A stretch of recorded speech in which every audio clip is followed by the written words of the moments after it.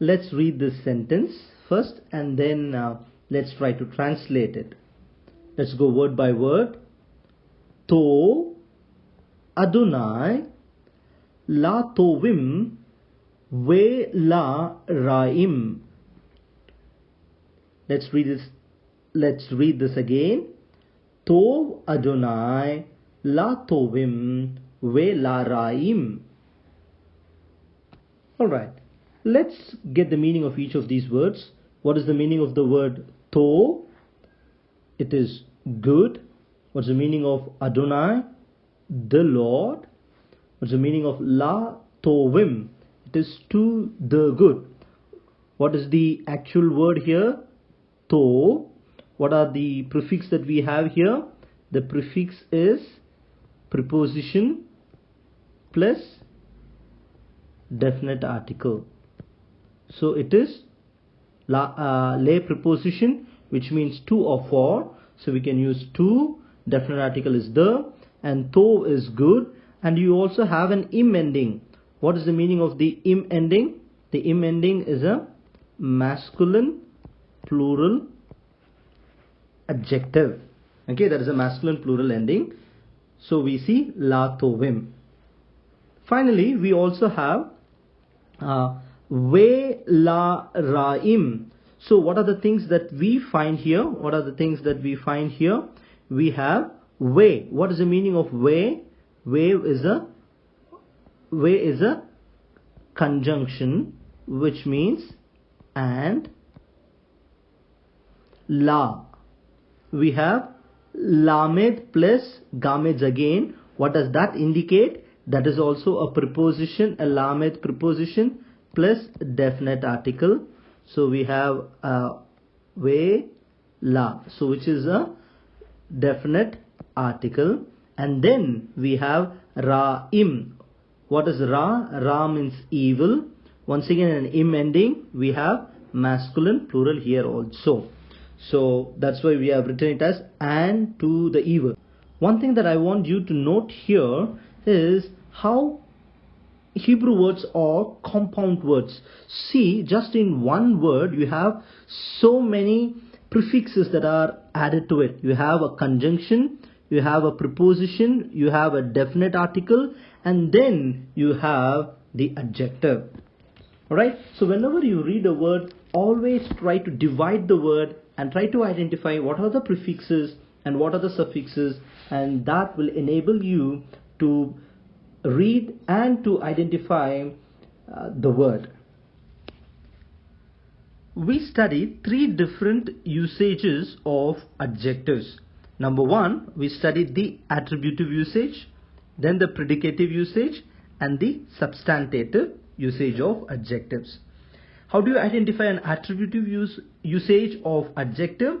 You will find the noun first and then the adjective. An adjective will always follow the noun, and in this case it will match with definiteness.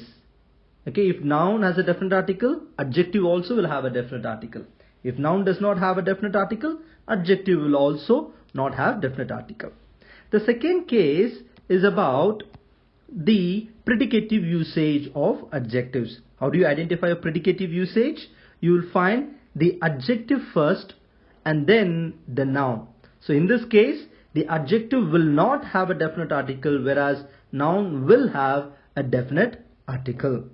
And the final usage what we studied was substantive usage of adjectives. What does it mean? You will find an adjective which is a standalone adjective. It will not have a noun that it qualifies. But based on the gender and number, we need to supply in the noun that fits into the context. Now let's try to do a rough translation. To Adonai. So what do we have first here? We have an adjective and then we have the noun. You see, the adjective is without definite article, whereas the noun is with the definite article. So what type of usage it is? It is a predicative use. So whenever it is a predicative use, how do you translate? You translate it as the Lord is good. The Lord is good. So To Adonai means the Lord is good. So next, the next part of the translation is La Tovim. So now what is To? Adjective. And you see here it is a standalone adjective. So what type of usage it is?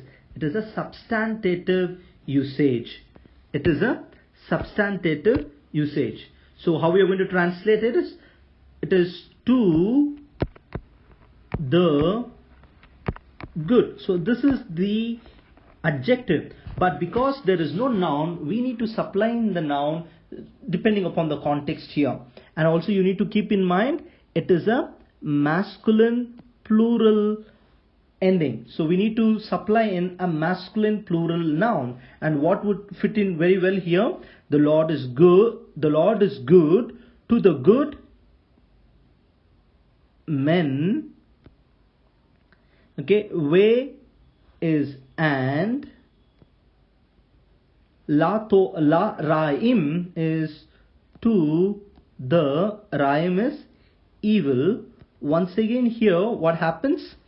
It is once again evil is the adjective, but we do not have a noun. So we supply in a noun here, and the noun could be once again men. Why? Because the ending is once again im ending, which is a masculine plural. So what will be the translation here? The Lord is good to the good men. This men noun is supplied by us depending upon the context. So the Lord is good to the good men and to the evil men. Are you with me? So these type of usage of adjectives is called as substantive usage of adjectives. I hope you are able to understand this translation. Let's read the next sentence here. Lakaka ha isha min ha peri vegam natna la adam. Alright, now let's try to get the meaning of each of these words. Now let's look at the meaning of each of these words. Lakaka means she took. How do you identify that it is a feminine in gender? By looking at the ending, a ending. Gamets and he indicates that it is a third person feminine singular. The next word it is ha isha. What is the meaning of ha? It is the definite article the, and once again a ending indicates that is a feminine singular noun. Okay, the earlier one is a verb, this is a noun. Next word it is min. What is the meaning of min? From. Remember it is a makif preposition. You see a makif that connects a preposition and a noun. So min ha peri is from. Ha is once again definite article and peri is fruit. Alright, so let's try to read the whole sentence here.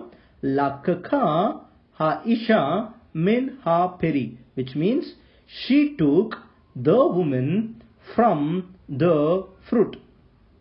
Okay, now let's go ahead and do the next part of the sentence. Ve gam. Ve is once again, what is ve? Ve is conjunction. Okay, and gam is also. The next word, it is natna. What is the meaning of natna? You remember the word Nathan? Nathan means he gave. Natna, it is she gave. How do you identify it? By looking at the a ending at the end. And the next word it is la adam. What do you see here? La adam is nothing but you find a preposition here. You find a preposition plus definite article plus the noun here. Okay, so that is the word la adam is to the man. Now one thing that I told you in the previous class is in Hebrew usually you find the verb first and then the subject and then the object.